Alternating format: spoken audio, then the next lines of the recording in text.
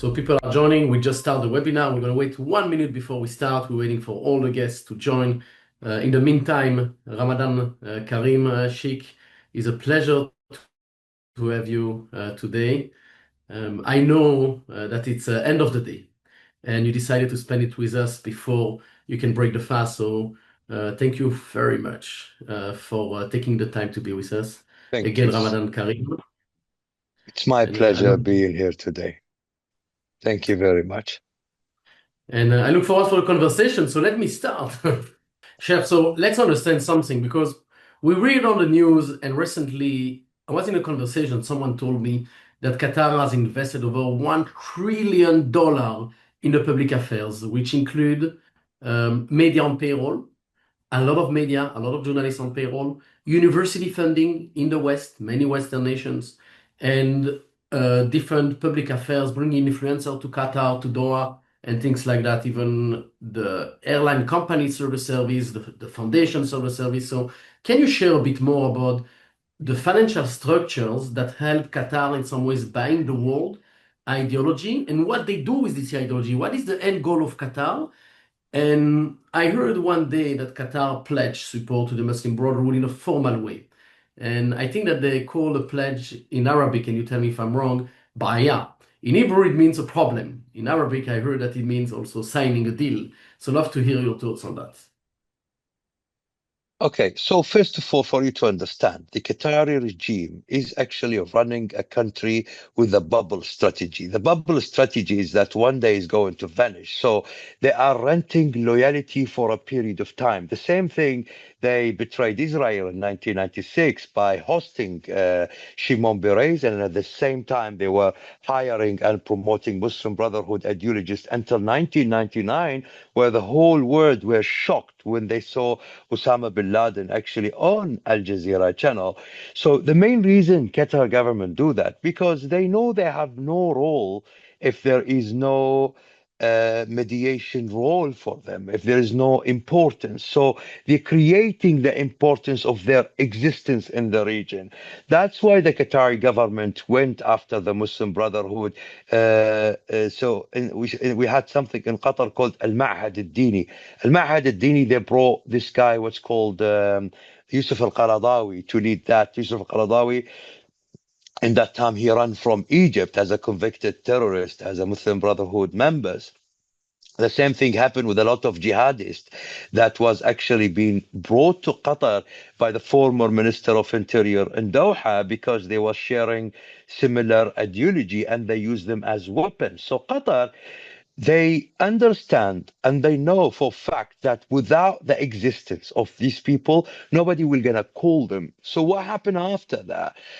The Qatari government, when they saw that the Arabic word, it's actually based on emotions rather than understanding the stability of the region, uh, they use that pattern to manage the media narrative in the Arab world and the Middle East. Example, when there were some issues in Saudi Arabia, they were going to touch the people needs in Saudi Arabia. They tell them, okay, look, the Al Saud regime is doing 1, 2, 3, 4, 5, and what they were doing, they were actually promoting the Saudi opposition on Al Jazeera. They were bringing them as a modern as a modern people who try to make a positive change to the regime. That's why a lot of conflicts, for example, happen with Qatar and Saudi Arabia.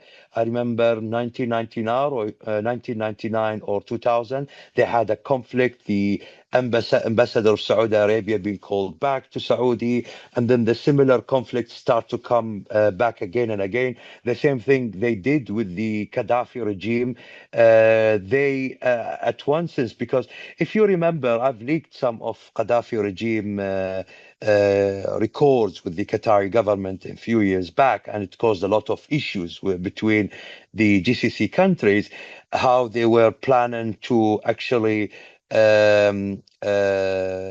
assassinate the former king of Saudi Arabia, King Abdullah, and the same thing how they were talking to Gaddafi about how the Democrats in America were gonna hurt Saudi regime. The same thing happened with the UAE, where with the Qatari government were actually sponsoring and supporting the Muslim Brotherhood. The same thing happened with the Shia militant in Bahrain, which Qatar regime was promoting.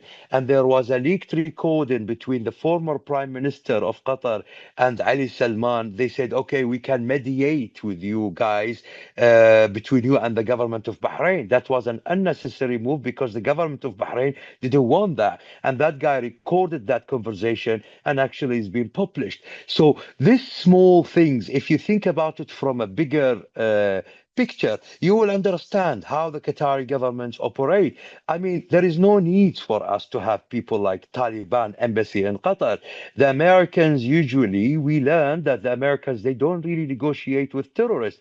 But Qatar put those terrorists on round tables with Americans, and they've been accepted recently, not because they are good people. Everyone know in that time when we are accusing the Qatari regime, for example, for sponsoring Al-Nusra Front, a lot of people was, okay, Qatar financing terrorism, terrorism, terrorism, terrorism. Now the media narrative, the same thing by a lot of lefties, unfortunately, they are promoting another narrative. So, oh, this is a modern regime. Qatar actually made them so much modern to be accepted by the West.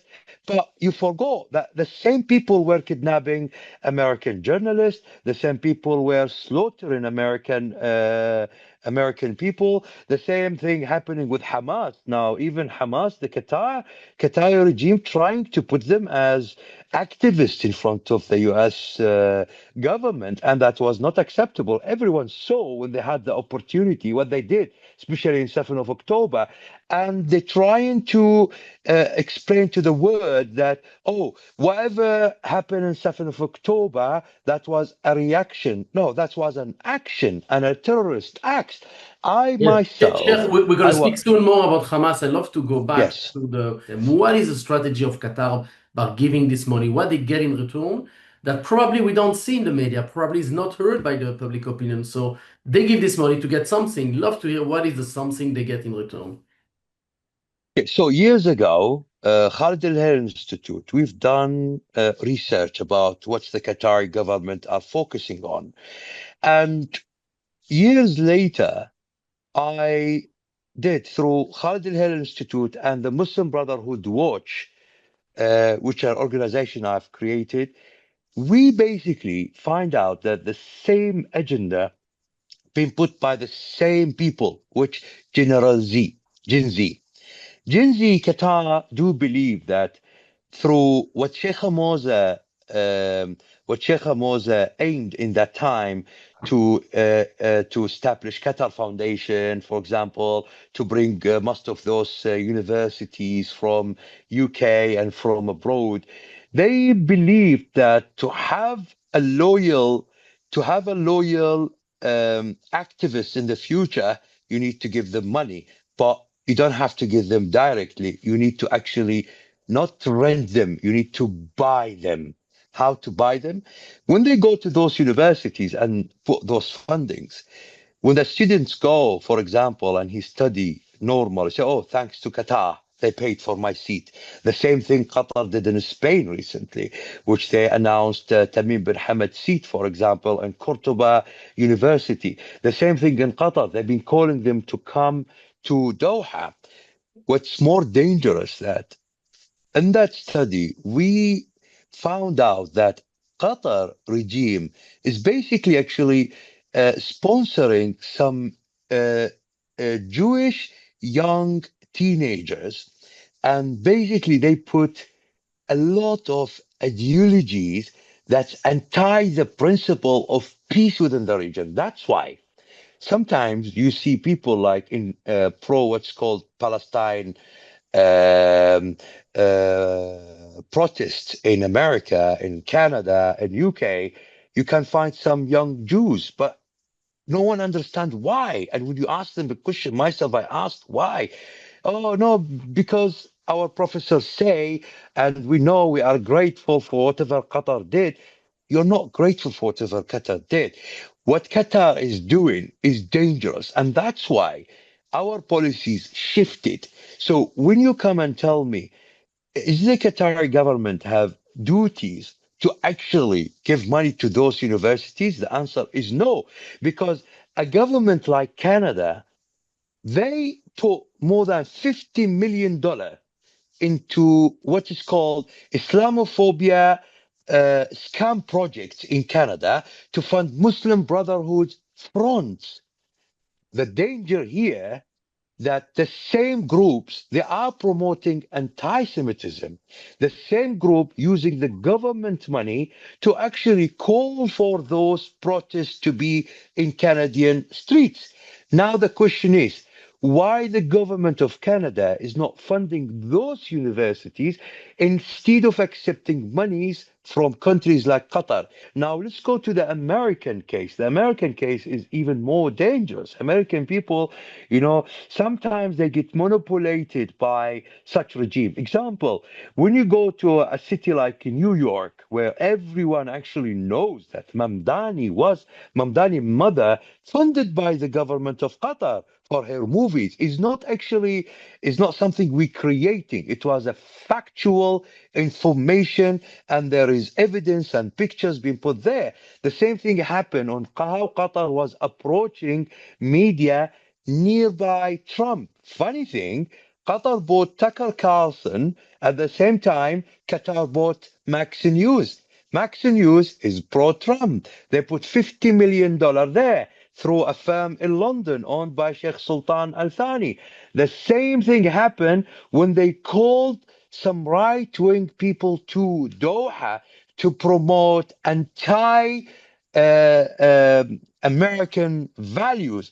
It was disgusting for us to actually watch some certain messagings they were promoting in Qatar. Tucker Carlson, when he went to Doha, he actually made a radical move by shifting from America first to Qatar first. How could he accept driving in the streets of Qatar, passing by the house of the son of Osama bin Laden? What Trump need to understand, they need to open their eye. A friend of everyone is the enemy of everyone. The I Qatari like that. I regime, like that, by the way. To be friend with everyone, it means you need to probably do something exactly. to be friends with everyone. But I like to continue with some Mm. numbers from Qatar investment in different university. I will correct myself.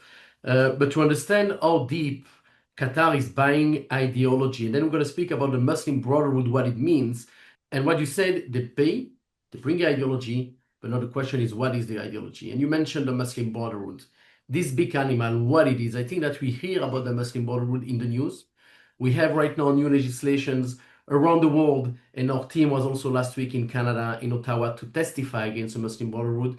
Next week, we're going to have, I think in 2 weeks, we're going to have in the European Parliament an event against the Muslim Brotherhood as well to expose it. But I think the normal citizens are not aware what it is about. So if you can share, like investing in university, it's fine, but then they bring this ideology. If you can explain the ideology a little bit, what we're confronting today and why it's so dangerous for our societies. Great. So I will make it very simple. I will not make it complicated for people to understand the Muslim Brotherhood ideology. Muslim Brotherhood, it's a political movement.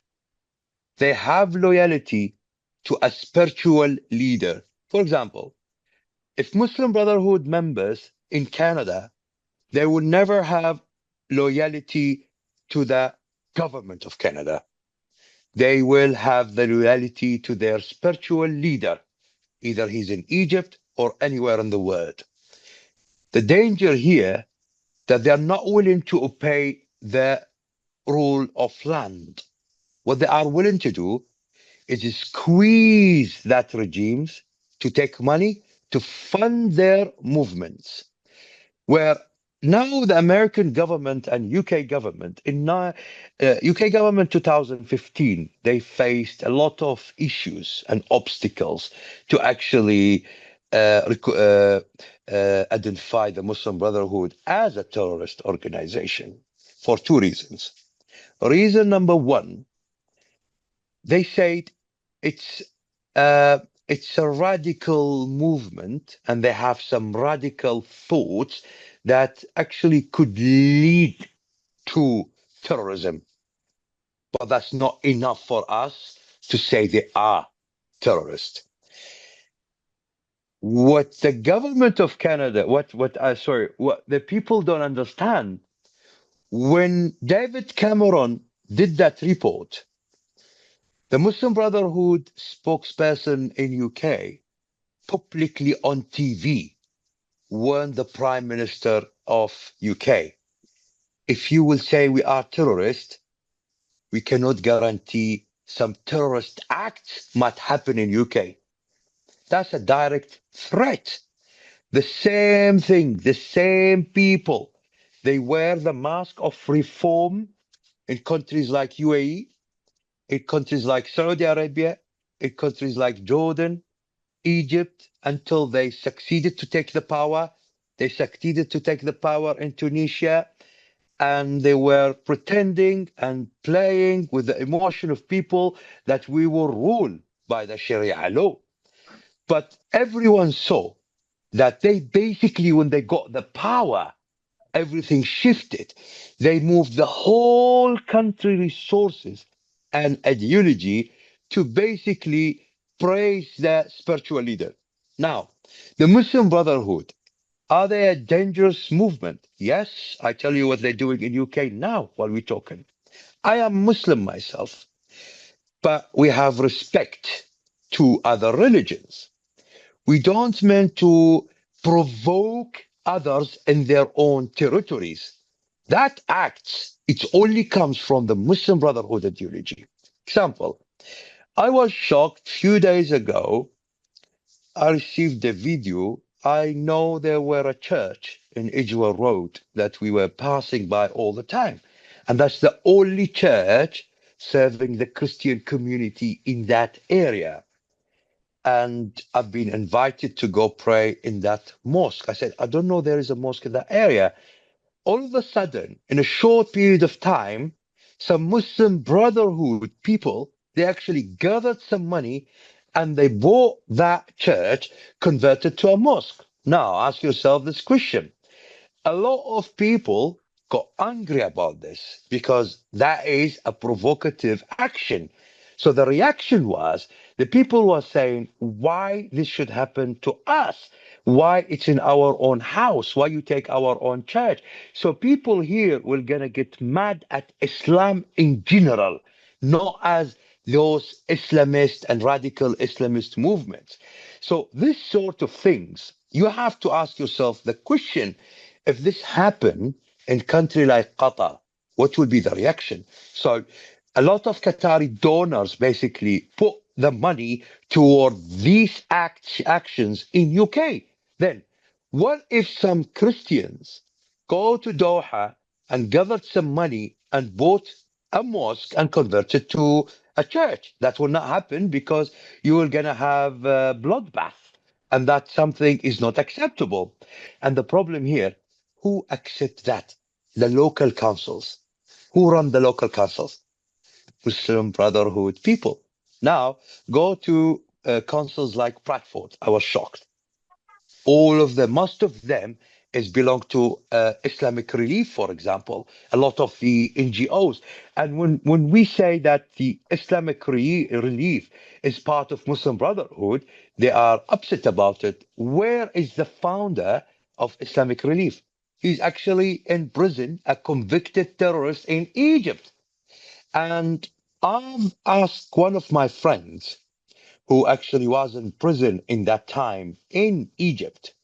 And I've asked him, did you meet this guy? Did you meet this guy? He said, can you believe this guy was so proud of whatever he created and the front they have in London? I said, then how they survived? They said, mosques. As much as mosques you open in UK, as much as money as we make, donations.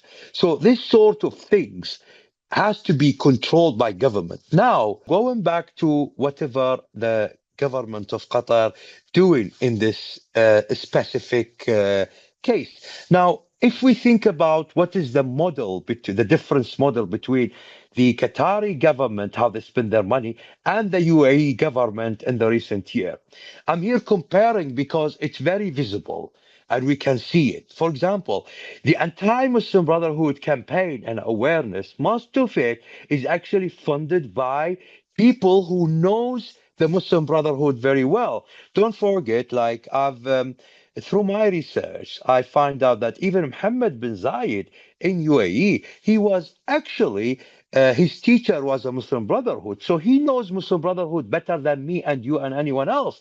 So that's why they are fighting those Muslim Brotherhood. Where in Qatar, they basically had nothing to do with the Muslim Brotherhoods, but what they've done, they adopted their ideology.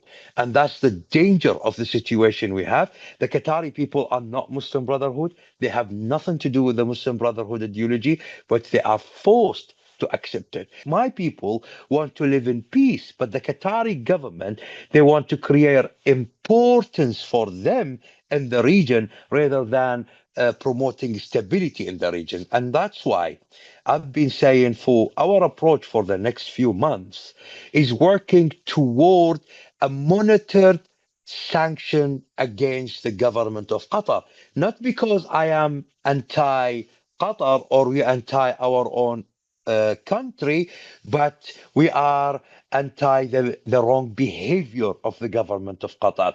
Now, if Qatar promoting outside that they are a constitutional monarchy system, that comes with a lot of responsibilities.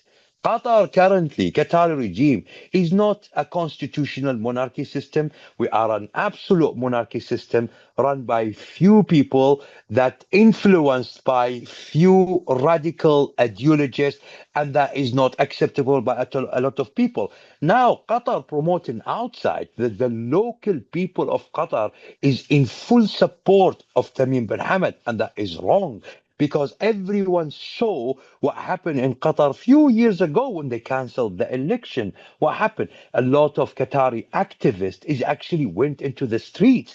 And there is videos. It's not something I am creating. There is videos outside.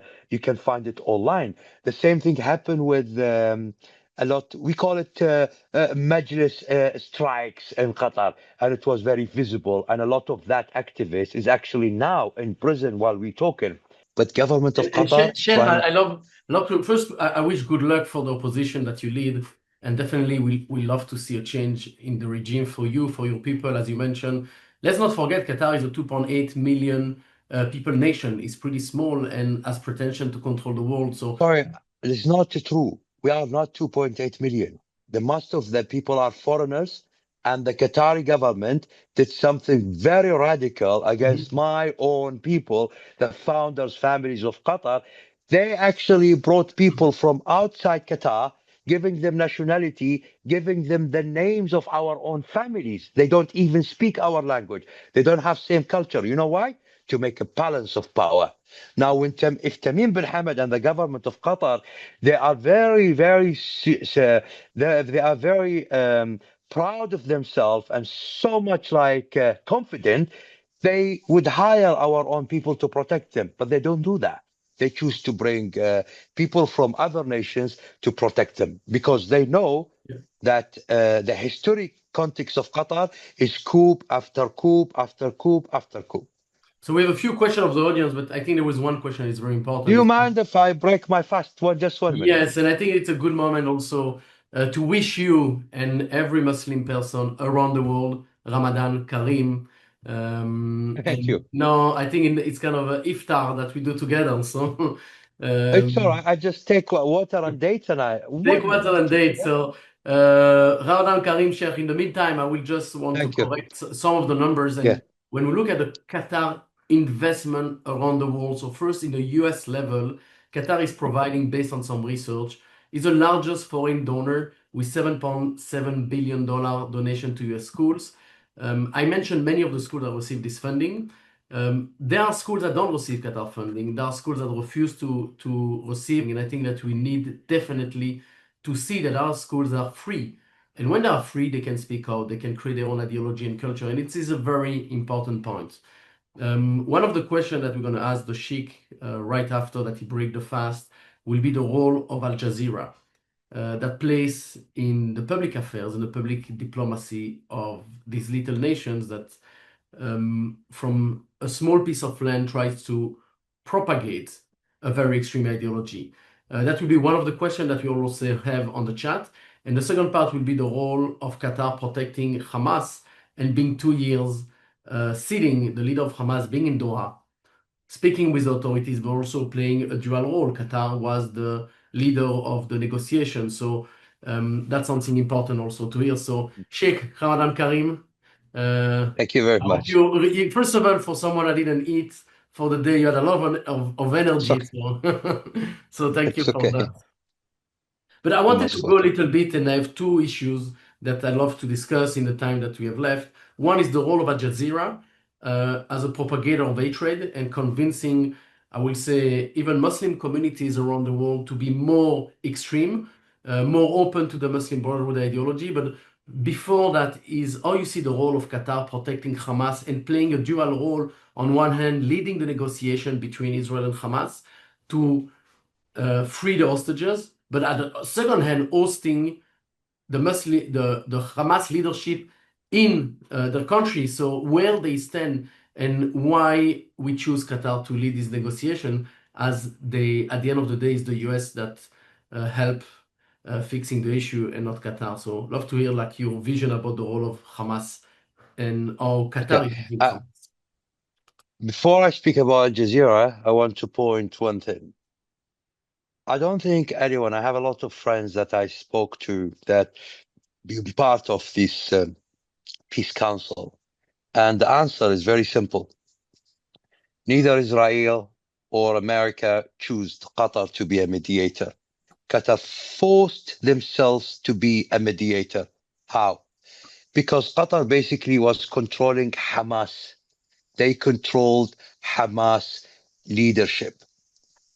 The Qatari regime basically controlled the leaders of Hamas. And the answer will be very simple. You will ask me how. When the airstrike happened against the Hamas terrorist negotiators in Qatar, the Qatari government postponed all negotiations. It didn't even come from Hamas. And they put some rules in place. Basically, Israel had an interest to get their people back to their beloved ones. And the Qatari government played actually the role of the leadership of Hamas. They said, we can speak to Hamas, but you have to say sorry. This approach, this small approach, a lot of people didn't focus on it, but this showing you exactly that the government of Qatar is actually controlling Hamas. Now, who built Hamad city in Gaza? And is it was for the people of Gaza? The answer is no.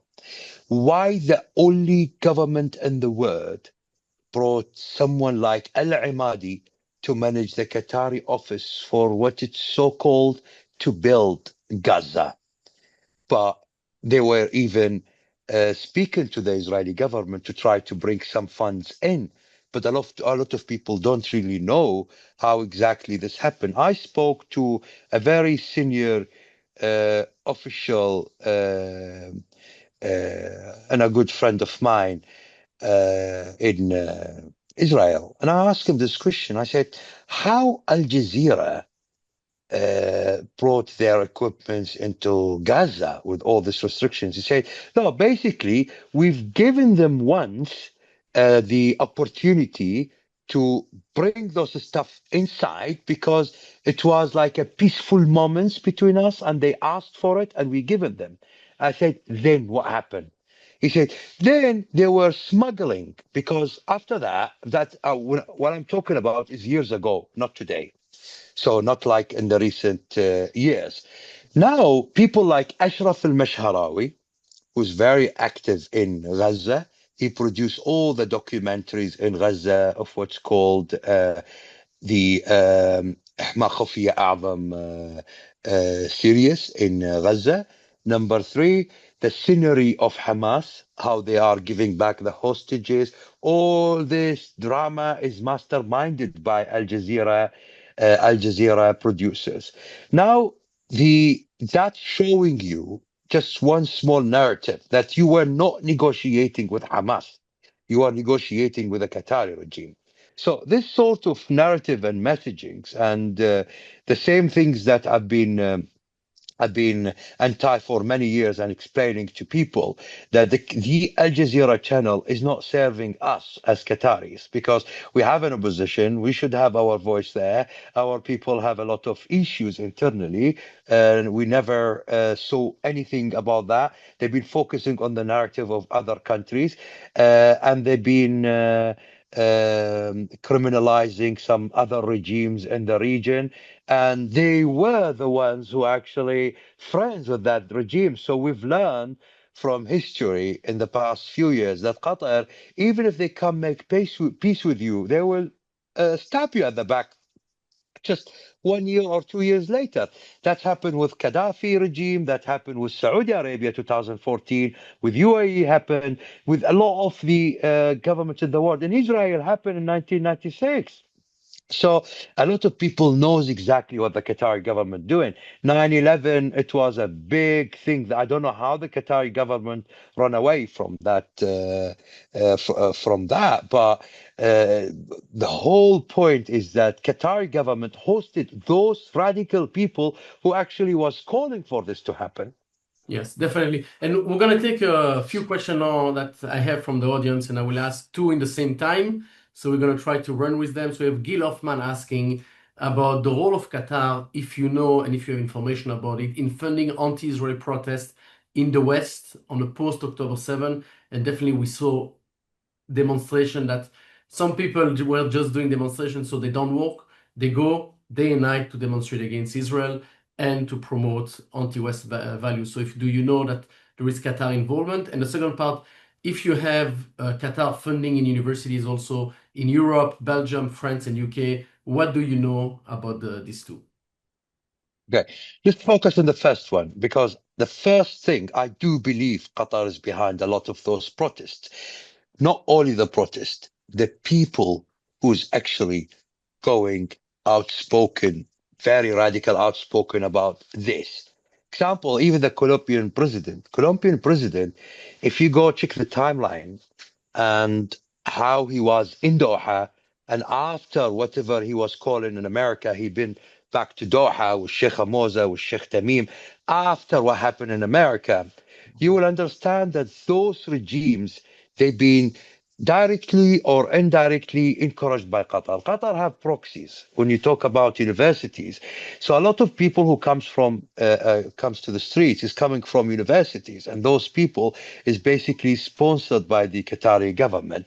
And those sort of things I've seen myself, like when I was calling for a protest years ago against the government of Qatar in UK, the same day I find out that some people say they want to join those protests, and I was shocked. Within the same protest, they actually shifted against me. So they were pro Qatar at that time. So I asked question, what happened? They said, oh, they've been paid by Qatar. And guess what happened after that? The same people, they've been put on TV, mainstreams, Guardian, all those mainstreams, and they've been saying to the world that I bought those protesters. And that was wrong because I called it publicly. But those people, I don't know who's these people. They said they were joining to for anti-Qatar march, and they joined, but then everything changed. So Qatar has a long history of doing this, and now I know for fact they're giving them money. €100, €200, £100, £200 to a lot of people there. So when you go and check how it's been organized, so basically every single protest in UK, they go to the Metropolitan Police, they call for the protest to be legalized. The same people, when you go deep check on them, either he is part of Al Jazeera or they are part of Qatar or they're born in Qatar. So it's there. I mean, how he gets the money is very simple, very traceable. I know exactly what they do. Qatari government, they basically have some offices in Turkey. They give cash to someone in Qatar. The same cash they give that people in Turkey. The same cycle give cash in UK. So this sort of cycle is actually Qatari government been doing for a long time, even when they were sponsoring Al Nusra Front and terrorist organizations. So they always say, no, we had nothing to do with that. That's why I've been calling for monitoring the money of Qatar. So let's go and audit. Okay, you didn't do that. Okay, that was the income of Qatari government. Let's justify every single penny. Where this money gone? I Yes. mean, you cannot in one day 500 million disappear from the treasury of Qatar. Oh, we spend it on leisure or giving gifts or whatever. So they have their own way of running around those Of course. sort of And things. just in Europe, if it's the same model that has been used than in the United States for the schools and universities. Europe, of course, Yes. Europe in a different way. They come to through the door of professors and through the door of teachers, through the doors of making deals with those universities, saying, okay, we have 5,000 Qatari students. We are going to pay for them through the military to come to you. The same thing, we can do some sponsorship. Of course, it's an income, is money for them, is a support for them. And the Qatari student is earning more money than a lot of those students. When they come to a city, even the city benefits from them because they're renting outside the university, they pay higher rent, they pay like that. So the Qatari government basically put a system to benefit from it. That's why the local council, they don't want any clash with Qatari government. The universities don't want that. And they're basically giving them the platform they want. Yes, I read recently that there is over 1 million students worldwide in scholarship from Qatar. So they get paid, they receive scholarship, they go to learn university, they spend their money in the countries, but they know they have a duty to give back, which is probably the ideology. We have another question from Talor Cohen, which is a great partner of the organization, who's asking a very good question. She says, yes, we need to create more understanding of the Muslim Brotherhood. There is more information about it recently. So we see more content, more exposure, more hearings even. But what do you think needs to happen in order to stop it? What are the easiest steps that the US, UK, in the question of Talor, that the West needs to take in order to stop them from infiltrating our societies? The most important thing, the government has to have the guts and the courage to do it because what I see is a weak government for now. Even in America now, I've seen the announcement, but I'm not fully convinced because it's picking it's picking few parts of the Muslim Brotherhood, but it's not solving the whole problem and the whole issue. For me, banding the Muslim Brotherhood is actually something that has to be done. In UK, for example, they the most the issue here, they influencing the political system, and that's a problem. Like you can see them now as MPs, you can find them in the Ministry of Foreign Affairs, you can find them in the Home Office, you can find them in a lot of governmental bodies. So now it will be unfair as well for us to say, okay, that we need to question every single Muslim as well. Then they will say, okay, we are anti-Islam. Well, what I'm saying that there should be a controlled approach against these people, and you have to criminalize this ideology with the courage. Now, Starmer facing a lot of issues in UK, and he doesn't understand that 90% of his problems is actually the Muslim Brotherhood. They control this man completely without he's noticing that. The same thing happened with a lot of governments outside. I mean, even Canada, I bet you from now they will find a back door, like the British people always to try to get away from putting the Muslim Brotherhood as a terrorist organization. But what they have to know as well, that if they're worried that it's an ideology that might not or might actually lead to terrorism, now we have a new evidence will be introduced and we will challenge them in courts.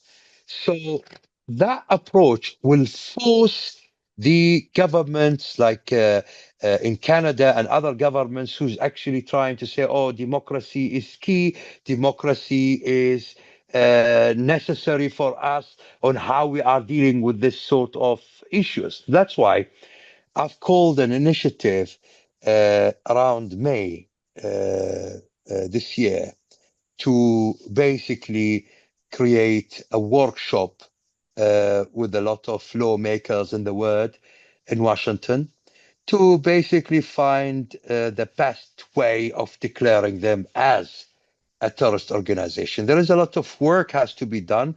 A lot of NGOs like yourself, a lot of people who's putting a lot of inputs into that and have a lot of understandings. But I've dedicated a lot of my life and a lot of the people that works for me to basically reach the point of putting that on table that they are a terrorist organization with evidence for the governments to accept such thing. Because for now, I see a lot of money being wasted to educate people against them because Qatar is putting a lot of money to counter whatever be put against that.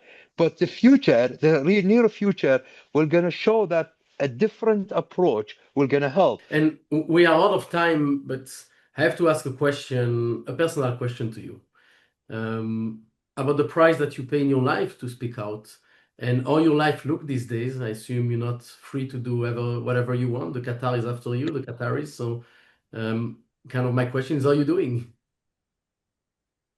So I've been struggling for many years for my security and the way of living my life, and unfortunately, governments like UK government was basically never.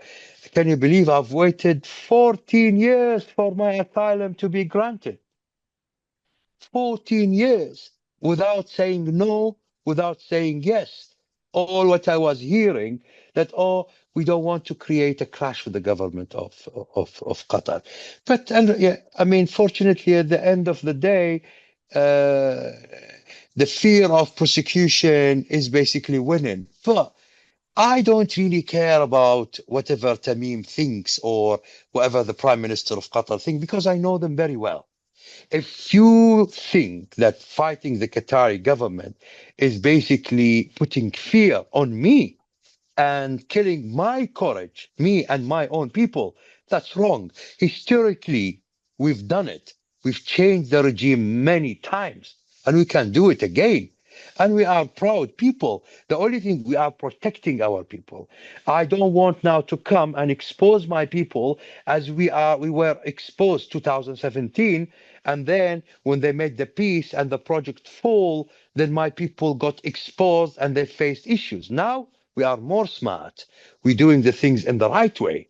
I protect my people. I am here to speak on behalf of my people. But when the things happen, the Qatari government will be shocked that basically Tamim is shaking hands with people who don't want him to exist there.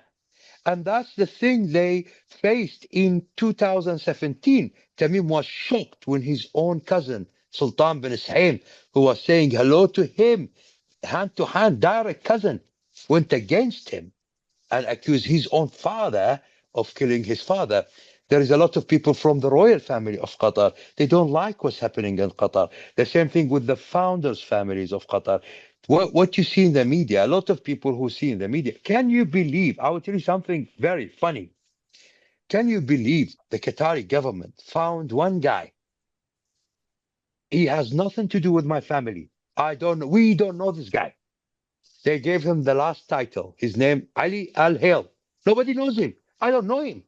He's not part of the family. And they put him to be outspoken. Oh, Professor Ali Al Hail, pro Qatar. Can you believe that?